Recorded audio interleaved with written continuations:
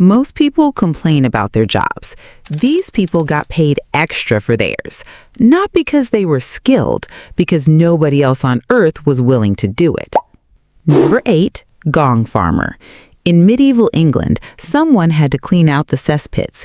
You know, the giant underground tanks where all human waste collected.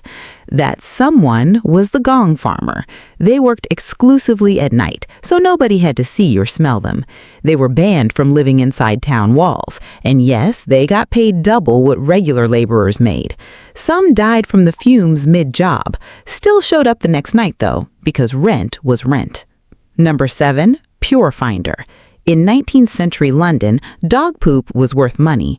Tanneries used it to soften leather, so people actually roamed the streets collecting it by hand. They called it pure, which is possibly the most optimistic word choice in human history. Pure finders were mostly elderly women and children. They carried buckets. They had regulars. They had competition.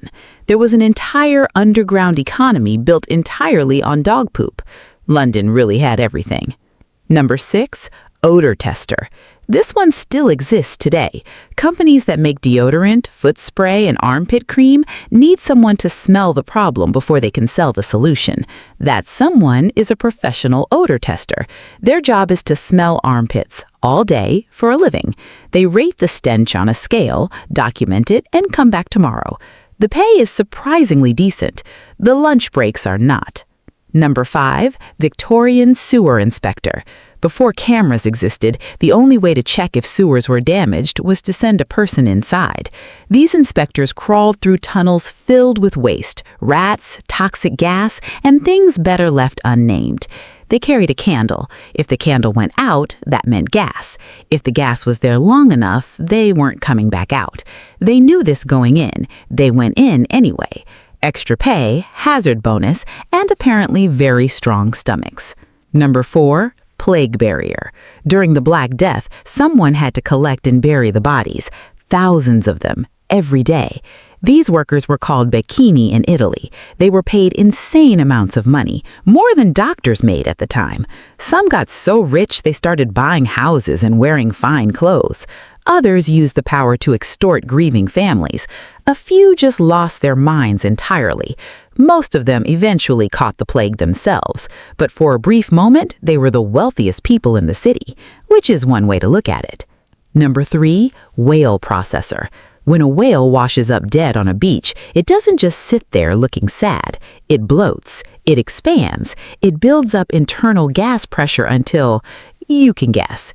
In the 1800s, workers had to manually process beached whales before that happened.